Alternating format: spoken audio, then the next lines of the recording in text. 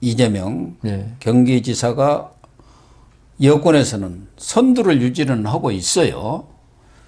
그럼에도 불구하고 윤석열 지금 전 총장에 비해서는 일부 그 여론조사를 보면은 하프 게임이라고 이렇게 떨어져 있어요. 하프 게임이 됐어요. 반타작이 될 정도로 차이가 벌어져 버렸고, 뭐 물론 다른 여론조사에서는 뭐 오차 범위 내에 있는 것도 있습니다만 어쨌든 1위를 지금 아직 정치 선언도 안 한 윤석열 총장한테 지금 밀리고 있는 그런 상황이란 말이에요. 그렇기 때문에 여권 내에서도 그렇다고 해서 또 거기에 상응할 만한 새로운 없어요. 카드가 있는 것도 네. 아닌 상황이죠. 그래서 이해찬이가 지금 갑자기 정치판에 재등장한 것은 뭐 4.7 재보선은 이해찬 생각에는 이미 글렀다고 본 것 아닌가. 그렇다고 한다면은 지금 이재명과 그렇죠. 연대해서 뭔가 재보선 이후 판을 짜야겠다.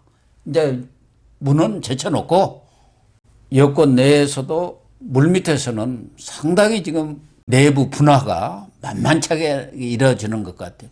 친문들 또 청와대 출신 그런 여권 내 국회의원이랄까 거기도 몇십 명이 되지 않습니까? 네. 그런 사람들 입장에서는 아무래도 이재명은 맞듣지 않고 탐탁지가 않은 부담스럽죠. 예. 그런데 이해찬이 또 등장해가지고 이재명하고 이렇게 손을 잡았다 이런 얘기가 나오니까 결국 재보선 이후 거여가 분화가 불가피한 거 아닌가. 저는 이재명 지사로서는 좀 억울한 면도 있을 수 있어요. 이번 아까 말씀드린 부동산 정책 자기가 한 것도 아니에요. 예. 그렇지만 우리 국민들이 이재명 지사를 볼 때는 지금 이 정권과 같이 보는 거예요. 같은 결의 사람으로. 예, 그렇죠. 우리가 2016년 미국 대선 때 있죠. 클린턴이 사실은 엄청난 가진 자고 백인이고 남편 대통령 했고. 예. 그런데 미국 국민들은 오바마의 후예로 보는 거예요. 예, 그렇죠. 거기서 낙선한 겁니다, 사실은. 흑인한테 우리가 왜 정권을 줘가지고 그랬냐. 우리 백인들의 그래서 중산층 이하 백인들이 대거 트럼프 지지율가 떨어진 거거든요. 예.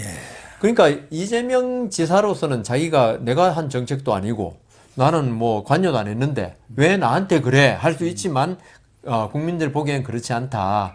그리고 근데 지금 좀 전에 말씀하신 대로 이해찬 전 대표가 이재명 지사하고 이제 빅 텐트를 차려가지고 예. 여권의 이제 유력 사실은 뭐 딴 카드도 없습니다. 지금 현재 앞으로 선택지가 없어요. 선택지가 그래도 제일 국민들 지지를 갖다가 그래도 많이 받는 쪽이라 보기 때문에 하지만 제 생각이 그렇지 않습니다. 이해찬 전 대표의 어떤 호감도 이거는 대깨문 역시 그 사람들이 한정된 거지. 이해찬 전 대표에 대한 어떤 비호감도도 상당히 큽니다. 근데 이해찬 전 대표 뭐 말씀하신 대로 진짜 귀재죠. 귀재인데 지금 이재명 지사 입장에서 이해찬 전 대표가 그렇게 도와줄 때 그게 과연 이익이겠냐. 예, 그런 측면은 있죠. 그 상당한 손해도 감수해야 한다는 거죠. 제 생각에는. 예. 그래서 이해찬 전 대표가 이재명 지사를 갖다가 이렇게 뭐 옹립해 줄 때 예. 이게 무조건 감사할 일만은 아니다. 아까 말씀드린 대로 이재명 지사는 어떤 문재인 정권의 어떤 부채를 드러내야 되거든요.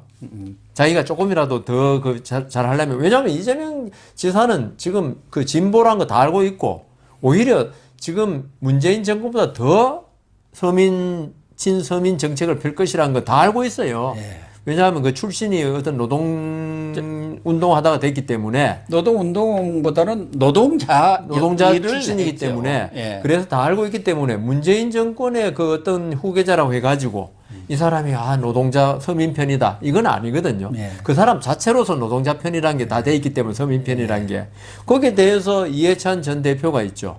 어떤 문재인 정권의 짐을 갖다가 도와준다면 같이 지자는 거 아니겠습니까? 예. 국민들 입장에서 볼 때는. 예. 저는 국민 입장에서 이야기하는 거니까요.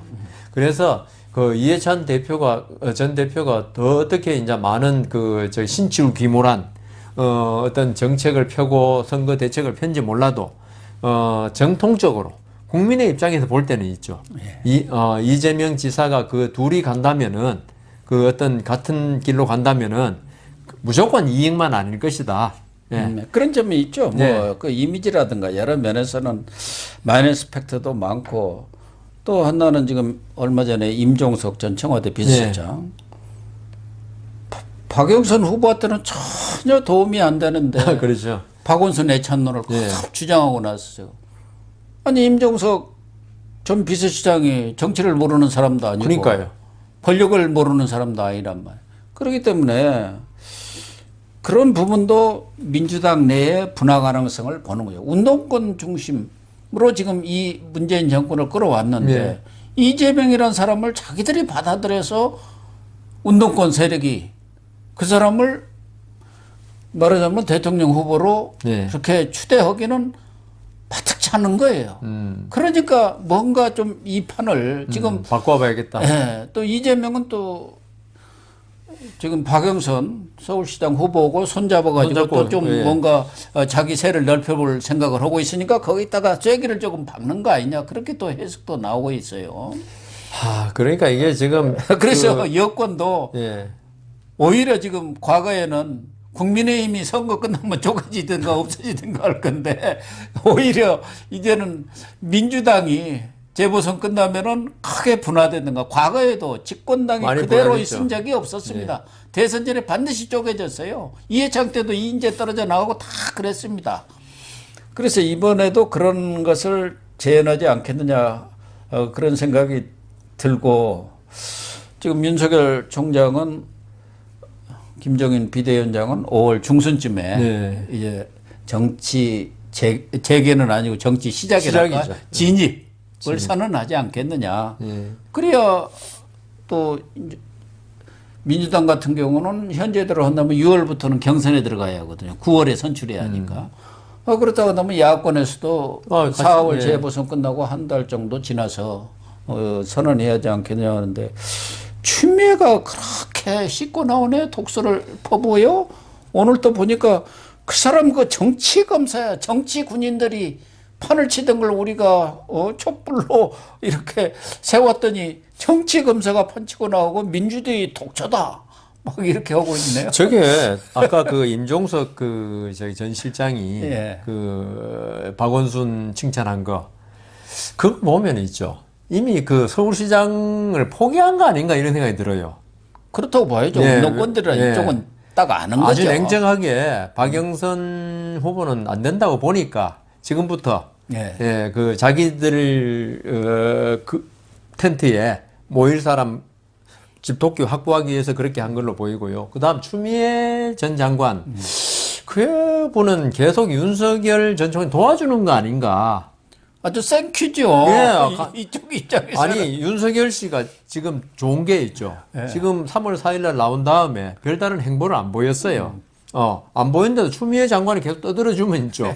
가만히 있는데도 그냥 국민들이 계속 인지를 하게 되고 이런 그 정치인에 대한 인식을 하게 되는 게 정치인들 그러잖아요. 무풀보다 악풀이 낫다고. 그런데 추미애 전 장관에 대해서 추미애 전 장관은 자기는 어떻게 생각하는지 몰라도 거부감을 가진 그 지금 유권자가 아주 많을 거거든요. 특히 많죠. 중도층에서 그 여러 가지 인사권, 수사지휘권 이런 거 보면 양식이 있는 사람 같으면은 저건 좀 심하다, 정치적이다. 알잖아요. 박범계 장관도 정치적이 하는 그 한명숙에 대한 거 다 알고 국민들이 모르는 것 같아도 저분들이 진짜 검찰 개혁을 원하는지 어떤 정치적 공기로 다 알잖아요. 그러면요, 추미애 장관이 그 정도로 정치적인 의도로 그렇게 직무 정지, 징계 이런 걸 다 하고, 그다음 수사지휘권 했으면요, 윤석열 총장은 가만히 있어도 정치적인 인물이 되는 거예요, 그게.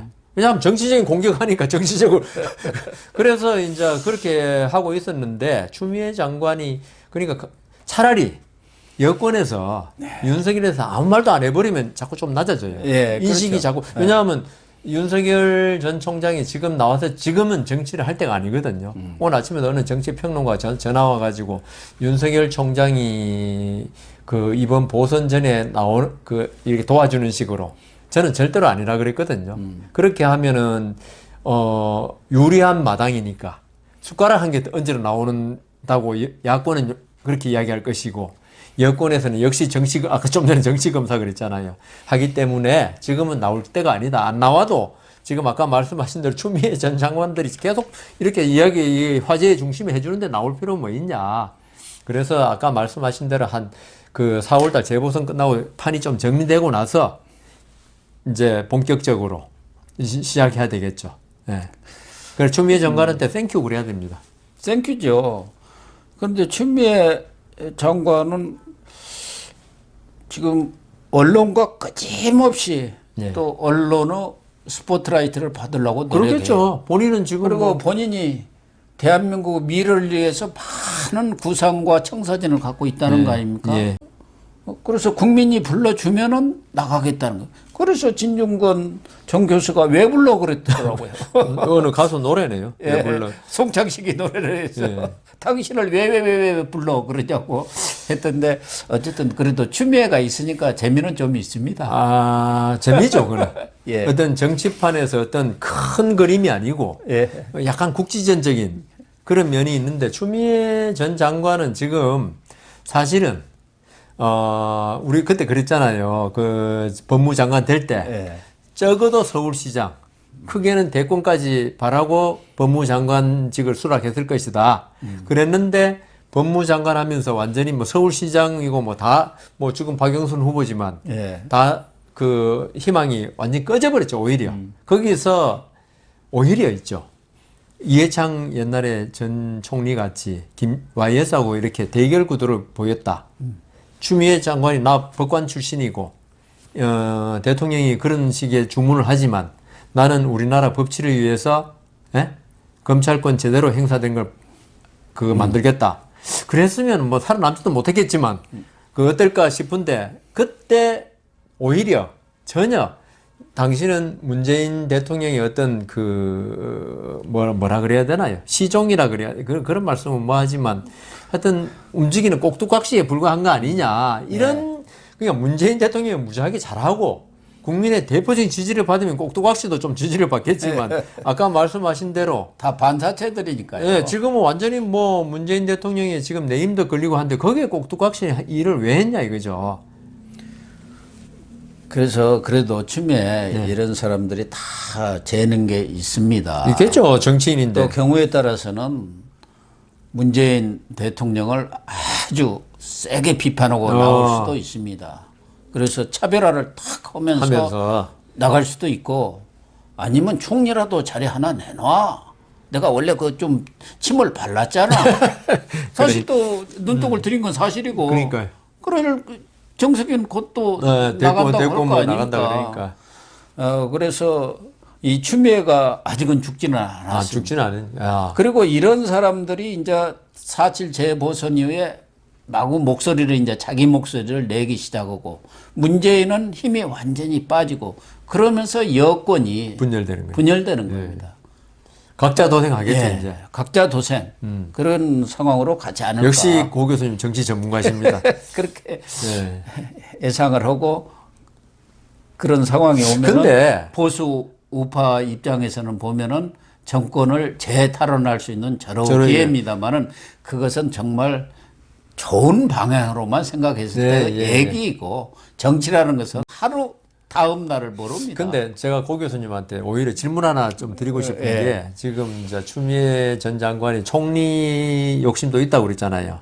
만일 추미애 전 장관이 총리가 된다면 그게 문재인 대통령이나 아니면 여권의 내년 대선에 도움될까요? 해가 될까요? 완전히 망치는 거예요. 그러니까 저는 그런데 왜 그러나 사람의 욕심은요. 정치하는 사람들은 절대 욕심을 못 내려놓습니다. 근데 맞는데요.